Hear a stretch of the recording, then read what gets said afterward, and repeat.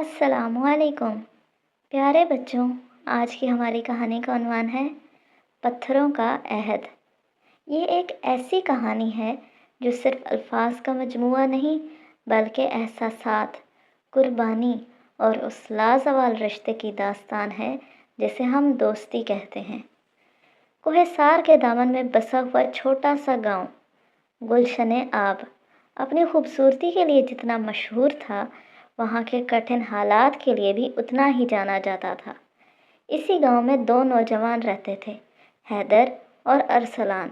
ان کی دوستی محض بچپن کا کھیل کود نہیں تھی، بلکہ وہ ایک دوسرے کے لیے ایسے تھے جیسے جسم اور سایہ۔ حیدر ذرا سنجیدہ اور سوچ بچار کرنے والا تھا، جبکہ ارسلان جوشیلا اور نڈر تھا۔ ایک دفعہ گاؤں پر قحط کے سائے لہرانے لگے، چشمے خشک ہو گئے اور زمین نے اناج اگلنا بند کر دیا۔ بوڑھے بزرگوں نے مشورہ دیا کہ پہاڑ کی دوسری جانب ایک قدیم اور دشوار گزار رستہ ہے جو وادی نجات کی طرف جاتا ہے، جہاں سے مدد لائی جا سکتی ہے۔ لیکن راستہ اتنا خطرناک تھا کہ اکیلا انسان وہاں قدم رکھنے سے بھی کتراتا تھا۔ حیدر اور ارسلان نے فیصلہ کیا کہ وہ اپنے گاؤں والوں کی خاطر یہ سفر کریں گے۔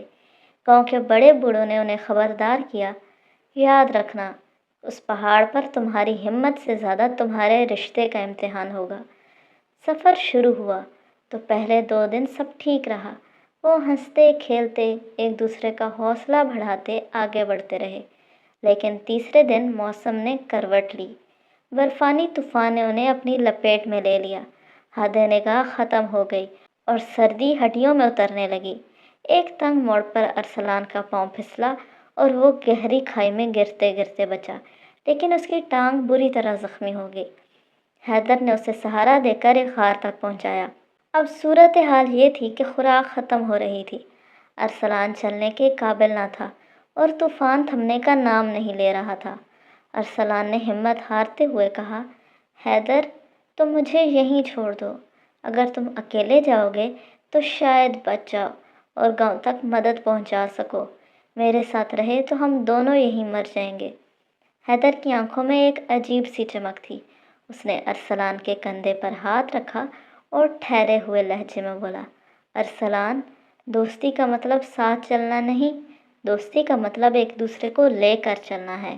اگر ہم جئیں گے تو ساتھ، اور اگر موت آئی تو کم از کم ہم اکیلے نہیں ہوں گے۔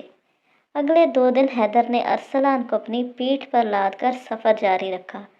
برف باری اتنی شدید تھی کہ حیدر کے پاؤں جم چکے تھے، لیکن اس کے ارادے چٹان سے زیادہ مضبوط تھے۔ رات کے وقت وہ ارسلان کے اوپر اپنی چادر ڈال لیتا تاکہ اسے حرارت مل سکے، چاہے وہ خود ٹھٹھرتا رہے۔ ایک موڑ پر انہیں ایک شکاری بھیڑیا نظر آیا۔ ارسلان بے بس تھا، لیکن حیدر نے اپنی لاٹھی اور پتھروں سے اس بھیڑیے کا مقابلہ کیا۔ اس لڑائی میں حیدر کے بازو پر گہرا زخم آیا، مگر اس نے ارسلان پر آنچ نہ آنے دی۔ ارسلان کی آنکھوں میں آنسو تھے، وہ اپنی بے بسی پر رو رہا تھا اور حیدر کی بے لوث محبت پر حیران تھا۔ بالآخر 5ویں دن سورج کی پہلی کرن کے ساتھ وہ وادی نجات کے دہانے پر پہنچ گئے۔ وہاں کے لوگوں نے جب ان 2 نوجوانوں کو دیکھا تو دنگ رہ گئے۔ ایک زخمی نوجوان جس نے دوسرے زخمی کو اپنی پیٹھ پر اٹھا رکھا تھا، ان کے جسموں پر برف جمی تھی اور لباس تار تار تھا۔ جب انہیں طبی امداد دی گئی اور وہ تھوڑا سنبھلے تو وادی کے سردار نے پوچھا، تم نے اسے وہیں کیوں نہیں چھوڑ دیا؟ تمہاری اپنی جان بھی تو جا سکتی تھی۔ حیدر مسکرا کر بولا، جناب، اگر میں اسے وہاں چھوڑا تھا تو شاید میں جسمانی طور پر بچ جاتا، لیکن میں اپنی روح وہیں مار کر آتا۔ وفاداری وہ بوجھ نہیں ہے جسے اتار پھینکا جائے، یہ وہ طاقت ہے جو ناممکن کو ممکن بنا دیتی ہے۔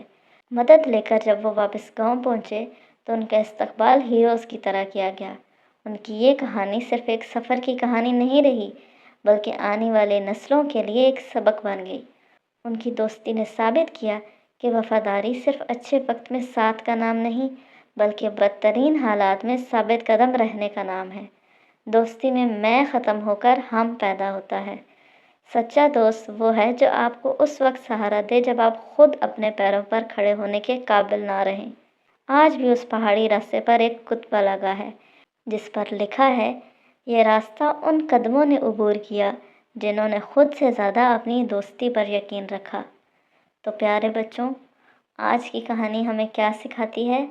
آج کی کہانی ہمیں یہ سکھاتی ہے کہ سچی دوستی مشکل وقت میں پہچانی جاتی ہے۔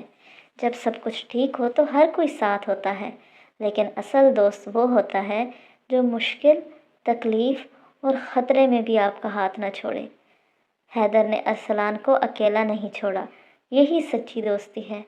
وفاداری ایک بہت بڑی طاقت ہے۔ وفاداری کمزوری نہیں بلکہ ہمت ہے۔ حیدر نے اپنی تکلیف، سردی اور خوف کے باوجود دوست کا ساتھ دیا۔ اس سے ہمیں سیکھنے کو یہ ملتا ہے کہ وفادار انسان ناممکن حالات میں بھی ہار نہیں مانتا۔ قربانی دینا اچھے انسان کی نشانی ہے۔ اچھا انسان وہ ہوتا ہے جو دوسروں کے لیے اپنا آرام قربان کر دے۔ حیدر نے ارسلان کو اپنی پیٹھ پر اٹھایا، چاہے اسے خود تکلیف ہی کیوں نہ تھی۔ میں سے بڑھ کر ہم ہونا ضروری ہے۔ جب ہم صرف اپنے بارے میں سوچتے ہیں تو کمزور ہو جاتے ہیں، لیکن جب ہم دوسروں کو ساتھ لے کر چلتے ہیں تو مضبوط بن جاتے ہیں۔ دوستی میں ہمیشہ ہم کو یاد رکھنا چاہیے۔ ہمت اور حوصلہ کبھی نہیں چھوڑنا چاہیے۔ حالات کتنے ہی سخت کیوں نہ ہوں، اگر نیت صاف اور دل مضبوط ہو تو راستہ ضرور نکل آتا ہے۔ اور پیارے بچوں، اگر آج کی اس کہانی سے آپ کو کوئی ایسا سبق ملا ہے جو ہم نے ڈسکس نہیں کیا تو کامنٹس میں ضرور بتائیے گا۔ تو آج کے لیے اتنا ہی، کل ملیں گے ایک نئی کہانی کے ساتھ۔ تب تک کے لیے اللہ حافظ، فی امان اللہ۔